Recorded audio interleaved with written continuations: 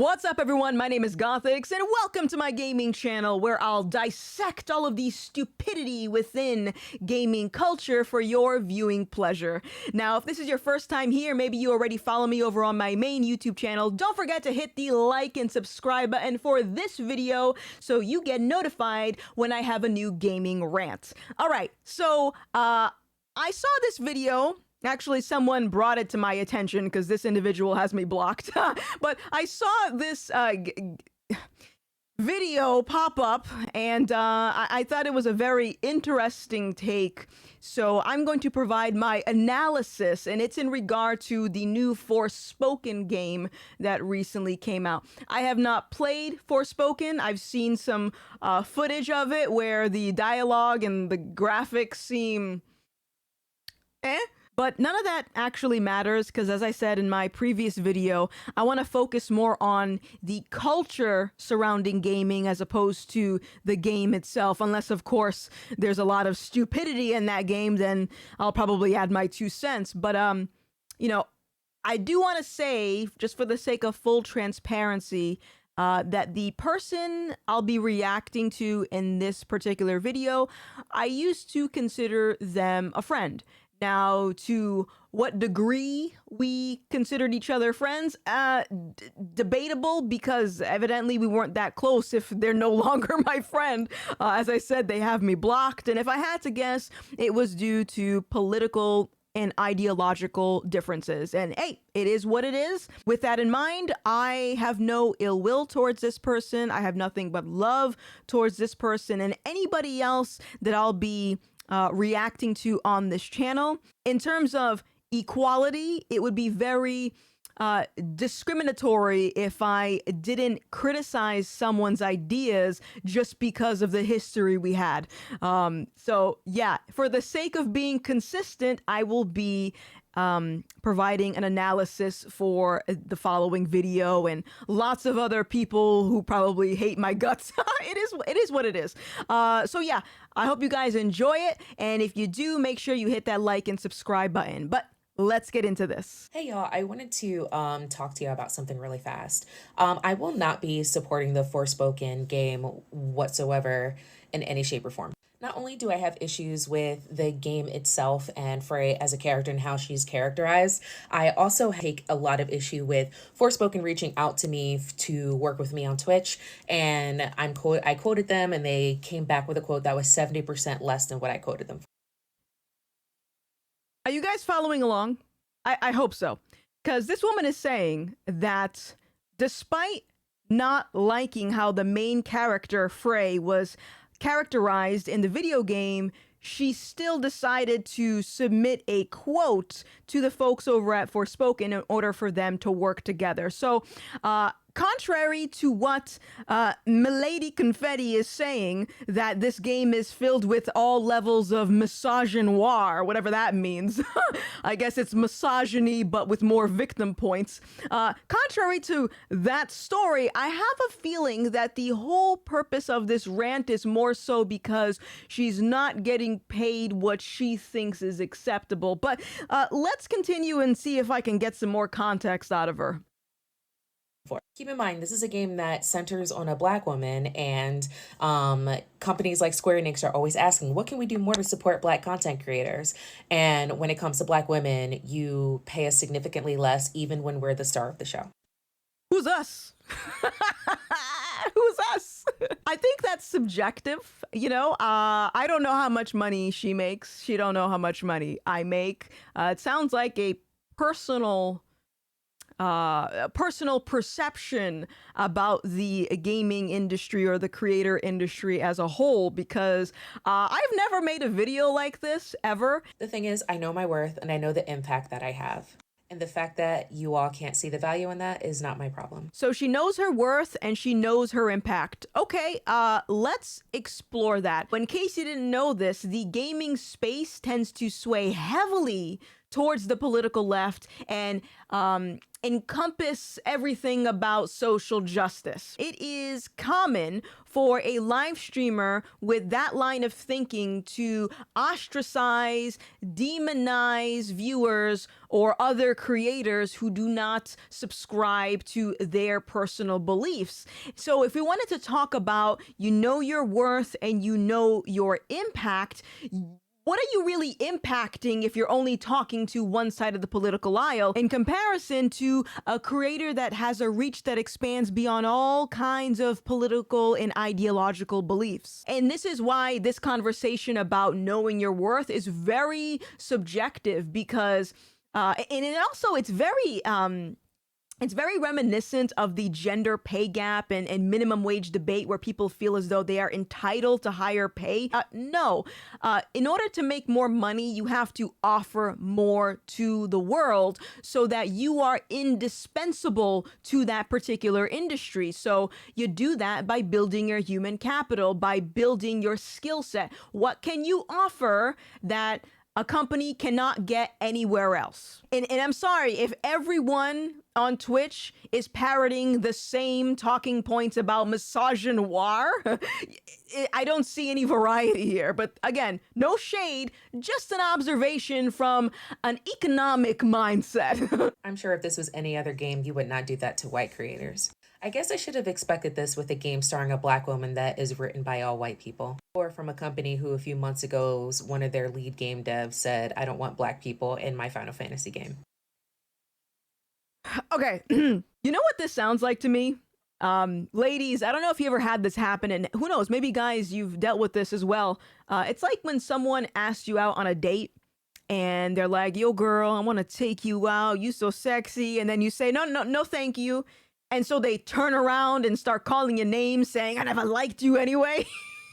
This is what that sounds like. This woman seems to have a lot of problems with this particular game company, yet those problems weren't really problems when she was negotiating her rate. But in any case, to her point that white creators wouldn't be treated in the same way, what are you talking about here?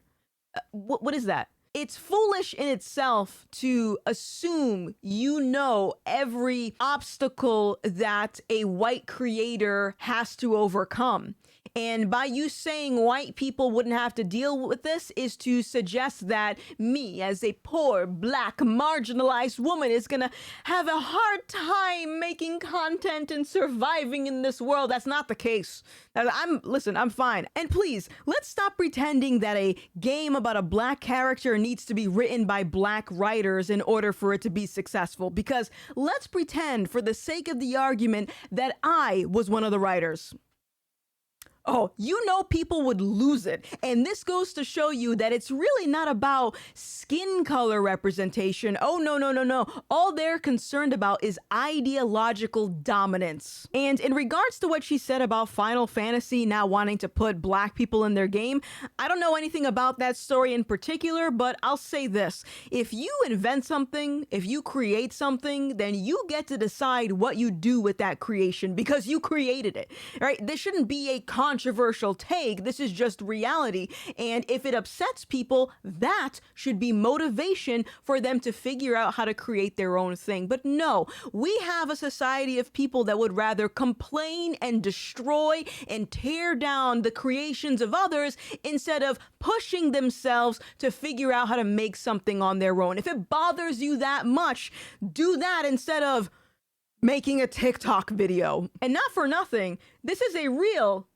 genius move to villainize a game company online for thousands of people to see and then wonder why game companies don't want to work with you in the future. Oh, it must be misogynoir. That's why. Not because of these bitter rants or anything. Okay, let's continue. Again, I know my worth and I know who I am, and I know that games like this will probably need more Black content creators as their face versus us needing you, especially when your game launches the week before Black History Month. But good luck with all that. Hey, I like how she threw that in there.